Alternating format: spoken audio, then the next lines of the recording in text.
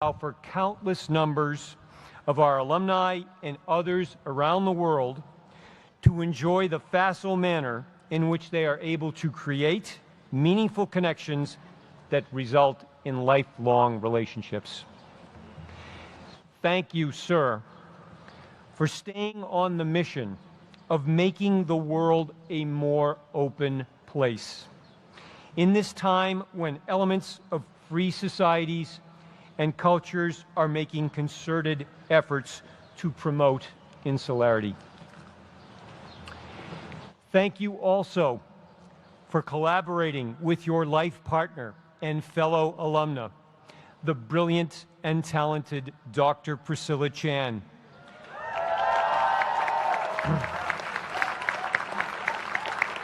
A member of the great Harvard College class of 2007, to create the Chan-Zuckerberg Initiative and sign the Giving Pledge that will provide substantially all of your vast resources to very important initiatives in the fields of technology, life sciences, and education, and as well as the promotion of equality for the benefit of the politically and economically disenfranchised.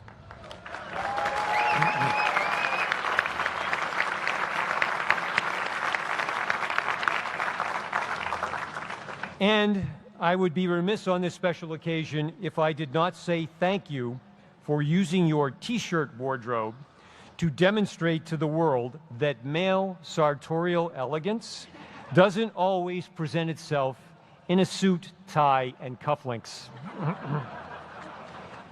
Most importantly, thank you for being with us today on our special day. Ladies and gentlemen, it is my high honor to introduce Dr. Mark Zuckerberg.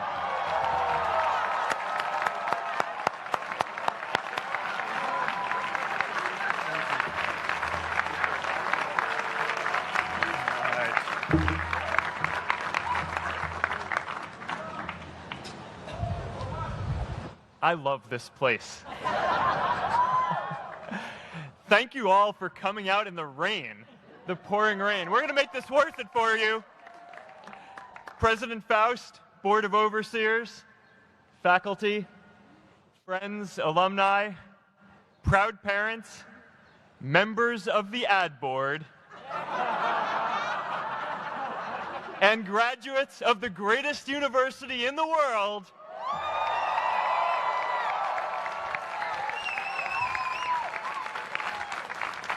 I am honored to be here with you today because, let's face it, you accomplished something I never could. If I get through this speech today, it'll be the first time I actually finish something here at Harvard. Class of 2017, congratulations.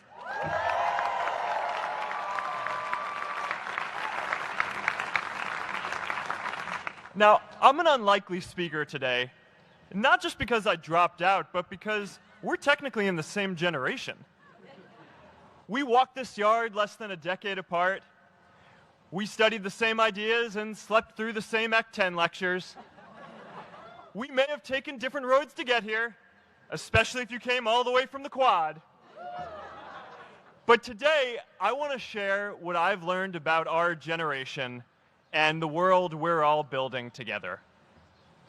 But first, these last couple of days have brought back a lot of good memories.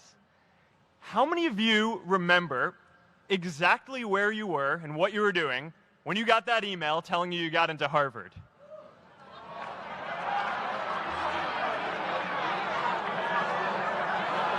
I was playing the video game Civilization, and I ran downstairs and got my dad, and for some reason, his first reaction was to video me opening the email. That could have been a really, really sad video. But I swear, getting into Harvard is the thing my parents are most proud of me for. My mom is nodding. You all know what I'm talking about. Look, guys, it's tough to beat this. You'll see when you get out there. How many of you remember your first lecture here at Harvard? Mine was Computer Science 121, with the incredible Harry Lewis. Harry.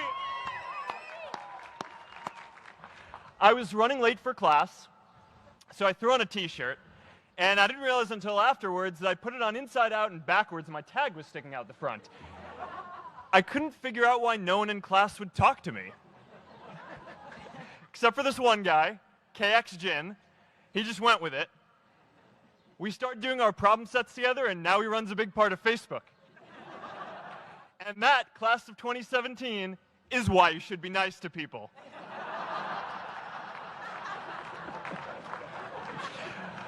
But my best memory from Harvard is meeting Priscilla.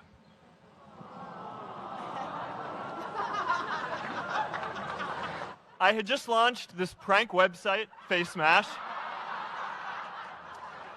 and the ad board wanted to see me. Everyone thought I was going to get kicked out.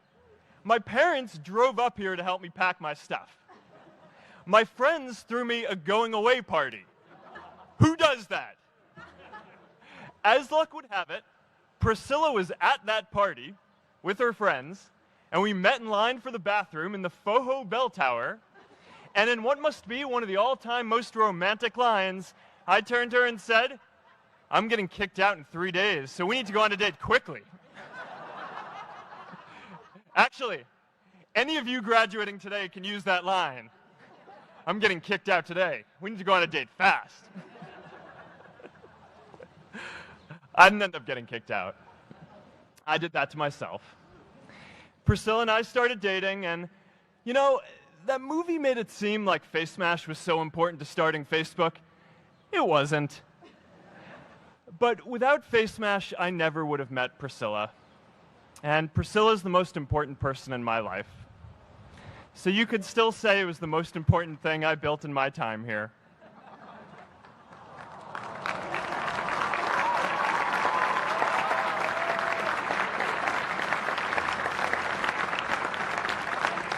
We have all started lifelong friendships here, and some of us even families.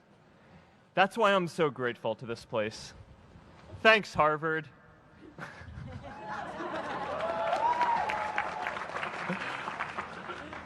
Today, I want to talk about purpose.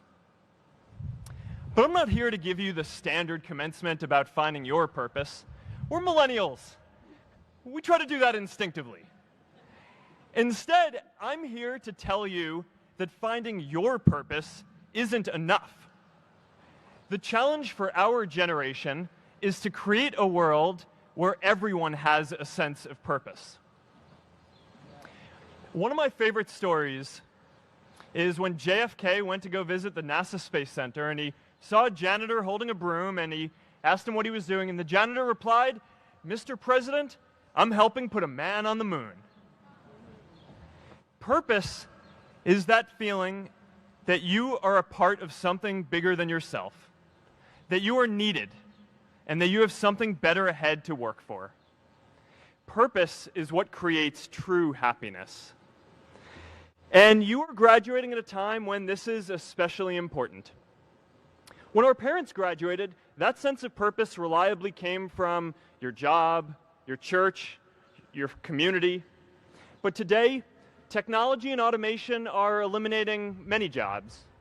Membership in a lot of communities has been declining, and a lot of people are feeling disconnected and depressed and are trying to fill a void in their lives.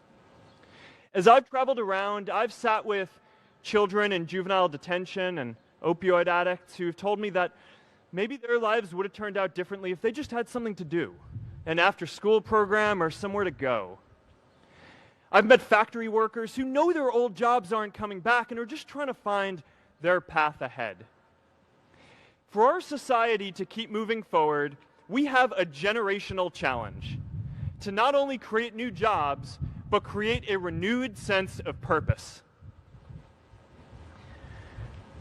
I remember that night I launched Facebook from that little dorm in Kirkland House.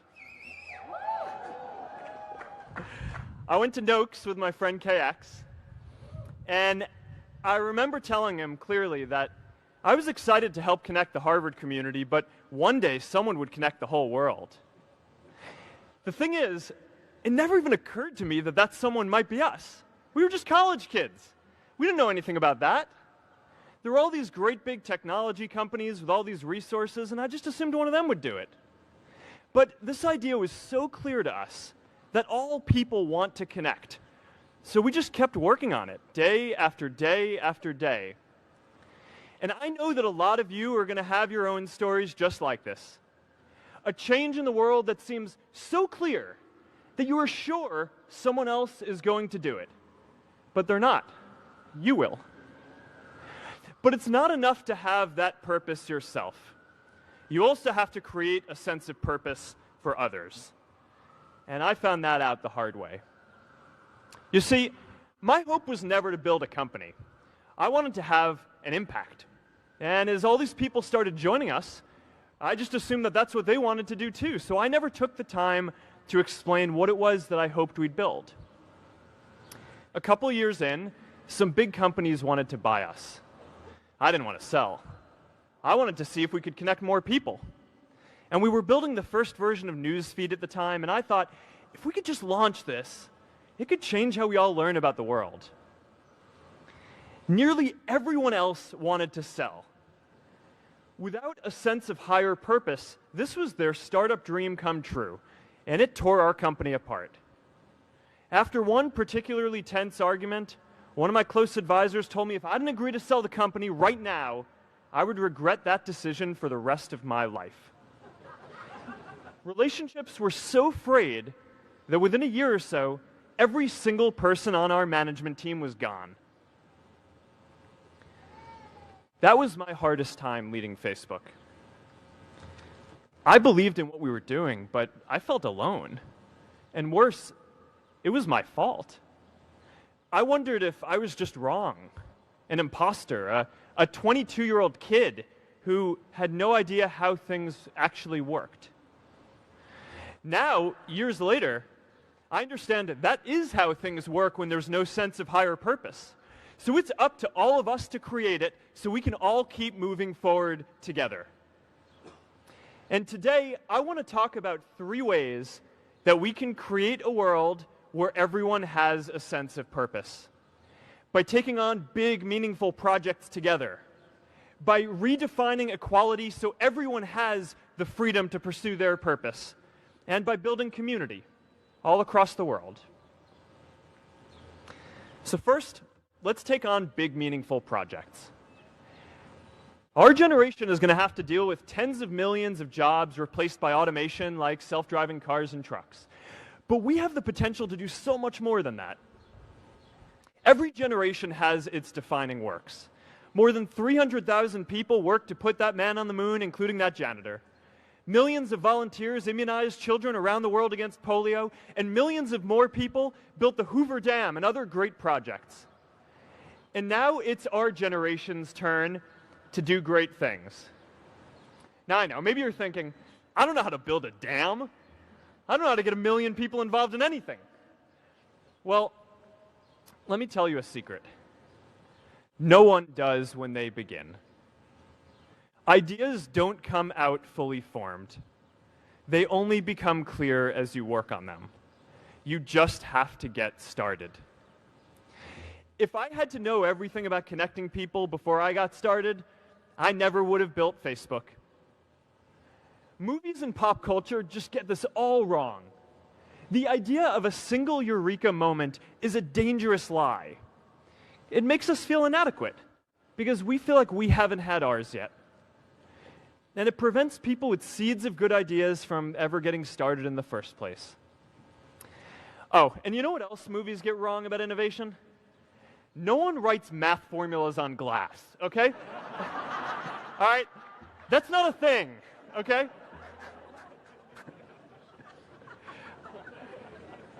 It's really good to be idealistic, but be prepared to be misunderstood.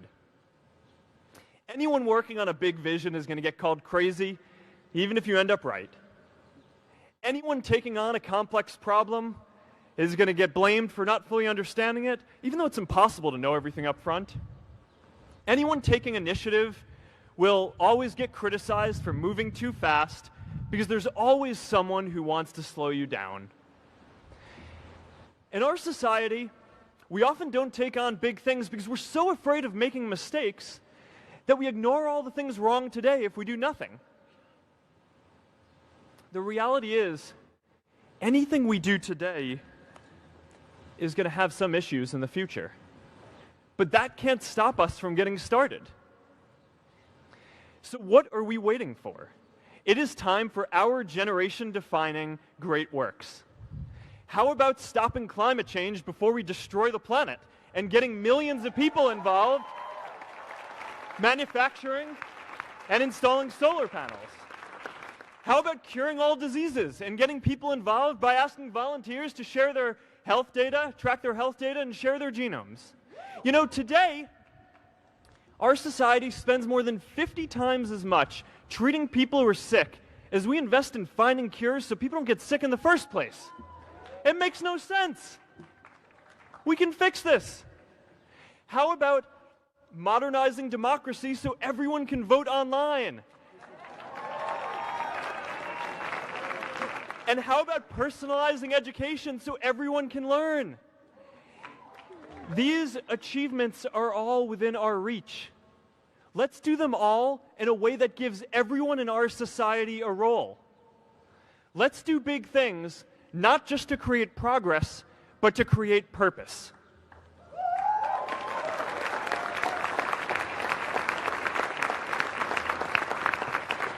So taking on big, meaningful projects together is the first thing we can do to create a world where everyone has a sense of purpose.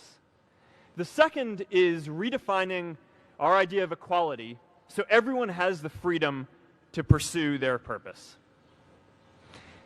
Now, many of our parents had stable jobs throughout their careers, but in our generation, we're all a little entrepreneurial, whether we're starting our own projects or finding our role in another one. And, you know, that's great, because our culture of entrepreneurship is how we create so much progress. An entrepreneurial culture thrives when it is easy to try lots of new ideas. Facebook wasn't the first thing I built. I also built chat systems and games, study tools and music players, and I'm not alone. J.K. Rowling got rejected 12 times before she finally wrote and published Harry Potter. Even Beyoncé had to make hundreds of songs to get Halo. The greatest successes come from having the freedom to fail. Now, today, we have a level of wealth inequality that hurts everyone. When you don't have the freedom to take your idea and turn it into a historic enterprise, we all lose. And right now, today, our society is way over-indexed on rewarding people when they're successful, and we don't do nearly enough to make sure that everyone can take lots of different shots. Now, let's face it. There is something wrong with our system when I can leave here and make billions of dollars in 10 years while millions of students can't even afford to pay off their loans, let alone start a business.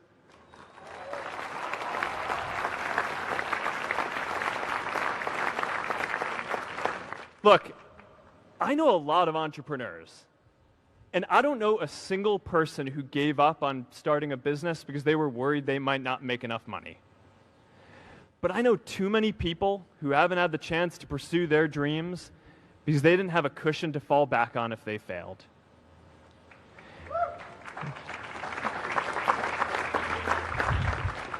We all know you don't get successful just by having a good idea or working hard. You get successful by being lucky too. If I had to support my family growing up instead of having the time to learn how to code, if I didn't know that I was going to be fine if Facebook didn't work out, then I wouldn't be standing up here today. And if we're honest, we all know how much luck we've had to get to this point in our lives. Every generation expands its definition of equality. Previous generations fought for the vote and civil rights. They had the New Deal and Great Society. And now it's time for our generation to define a new social contract.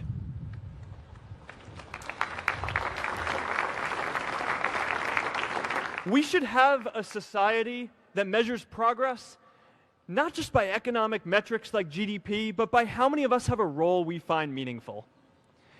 We should explore ideas like universal basic income to make sure that everyone has a cushion to try new ideas. We're all going to change jobs and roles many times, so we need affordable childcare to get to work and healthcare that's not tied to just one employer. And we're all going to make mistakes.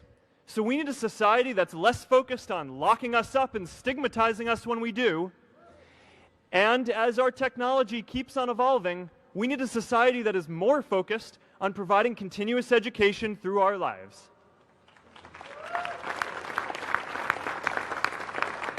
And yes, giving everyone the freedom to pursue purpose isn't going to be free. People like me should pay for it. And a lot of you are going to do really well, and you should too.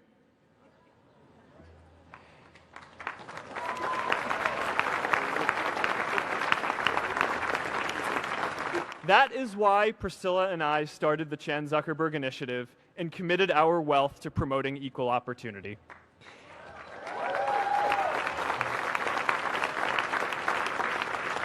These are the values of our whole generation. It was never a question of if we were going to do this. The only question was when. Millennials are already one of the most charitable generations in history. In just 1 year, more than 3 in 4 US millennials donated to charity, and more than 7 in 10 raised money for another one. But it's not just about giving money. You can also give time. And I promise you, if you just take an hour or two a week, that's all it takes to give someone a hand and help them reach their potential. Now, maybe you're thinking, that's a lot of time. I'm not sure if I have that much time. I used to think that. You know, when Priscilla graduated from Harvard, she became a teacher. And before she'd do education work with me, she told me that I needed to get my own experience teaching a class. At first, I complained. I said, you know, I'm kind of busy.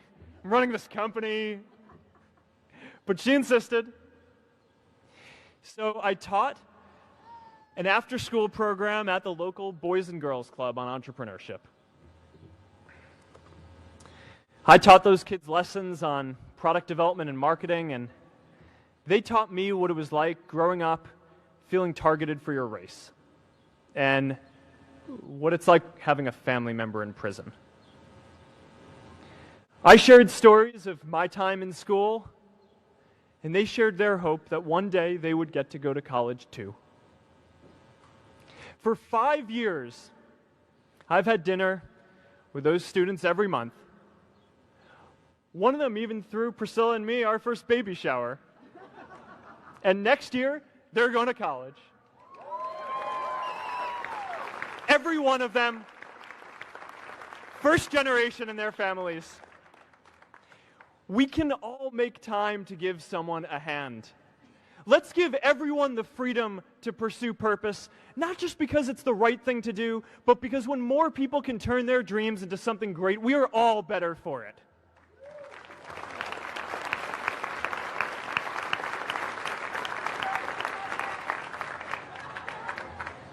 Purpose doesn't only come from work. The third way we can create a sense of purpose for everyone is by building community. And in our generation, when we say purpose for everyone, we mean everyone in the world. Now, quick show of hands. How many of you here are from another country? All right, now keep your hands up. How many of you are friends with one of these folks? Now we're talking. See, we have grown up connected.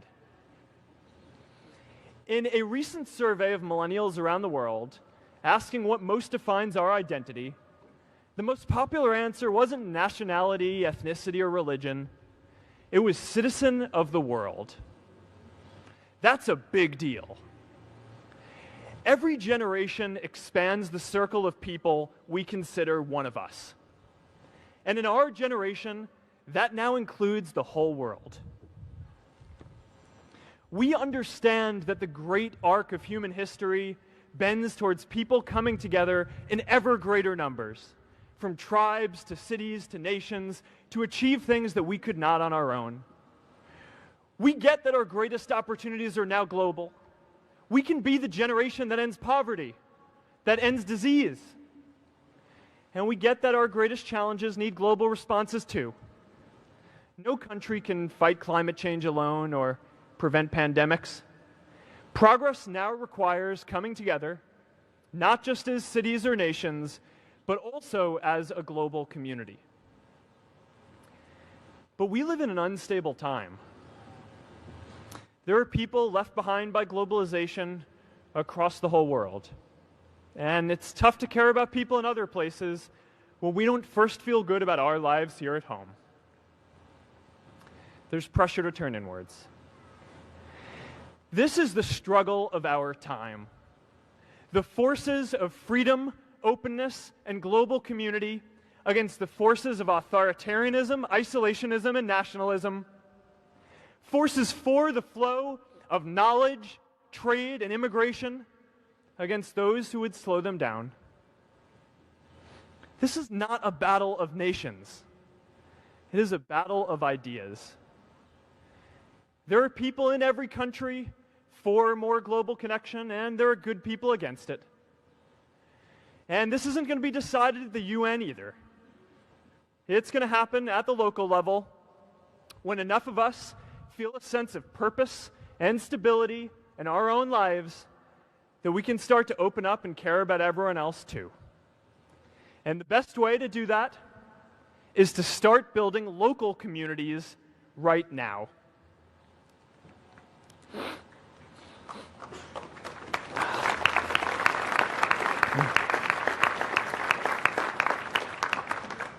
We all get a lot of meaning from our communities. Who here's from Elliott House? How about Lowell?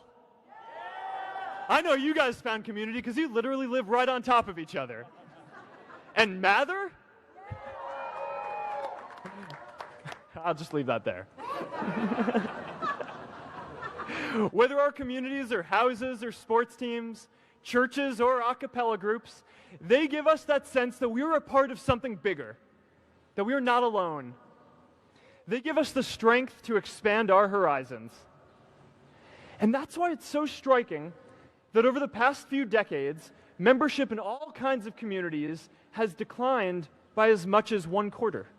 That's a lot of people who now need to find a sense of purpose somewhere else. But I know that we can rebuild these communities and start new ones because many of you already are. I met Agnes Agoye, who's graduating today. Agnes, where are you?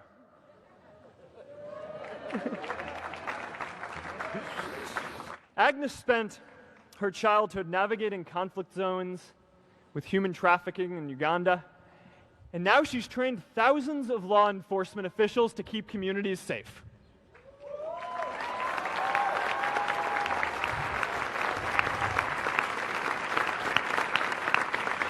I met Kayla Oakley and Neha Jain, who are graduating today too. Stand up, guys. Kayla and Neha started a nonprofit that connects people suffering from chronic illnesses with people in their communities who are willing to help out.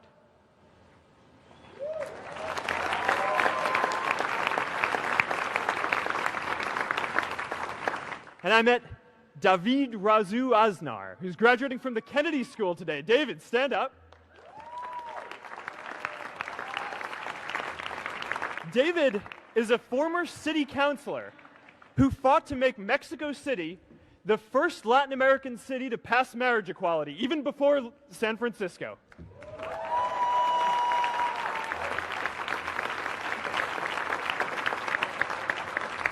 And this is my story too.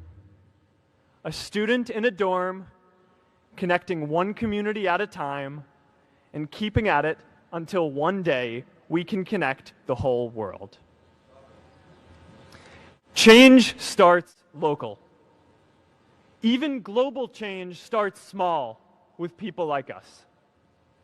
In our generation, the struggle of whether we connect more, whether we achieve our greatest opportunities, comes down to this: your ability to build communities and create a world where every single person has a sense of purpose.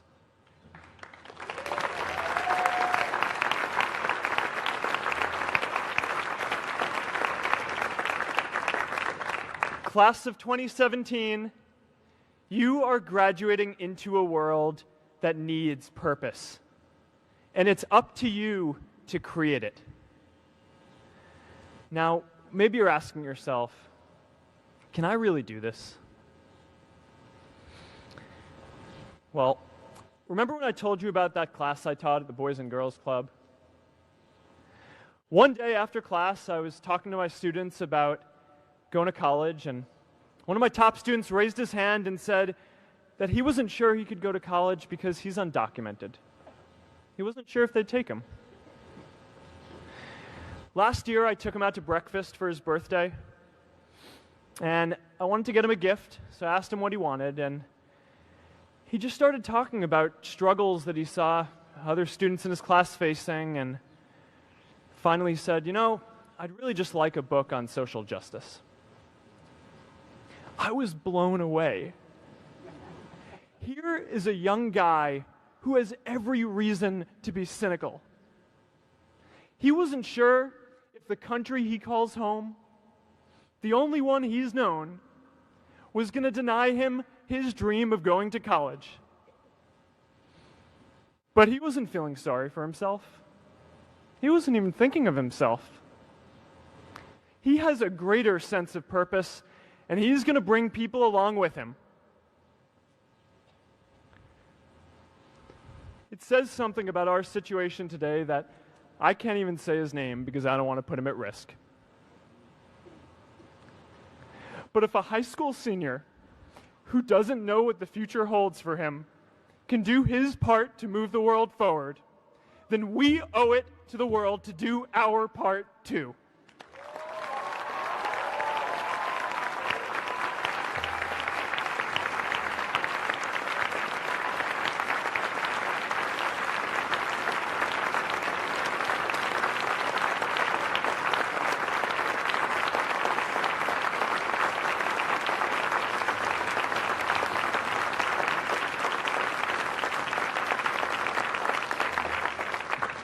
So before you walk out those gates one last time, and as we sit here in front of Memorial Church, I'm reminded of a prayer, Misha Berach, that I say whenever I face a big challenge, that I sing to my daughter, thinking of her future when I tuck her in at night.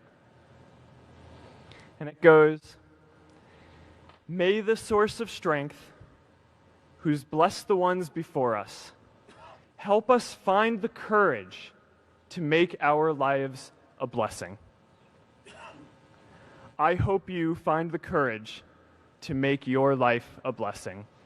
Congratulations, class of 2017. Good luck out there.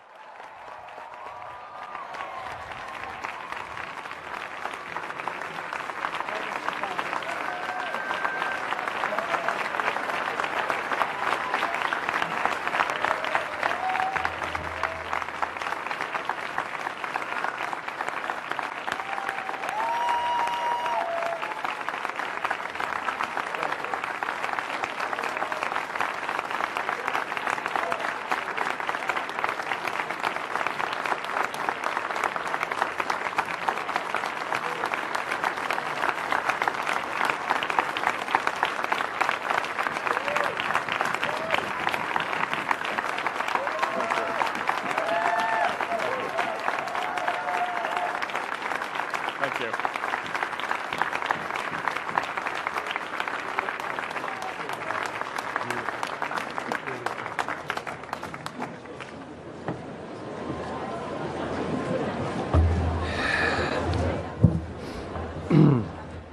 Thank you so very much, Mark.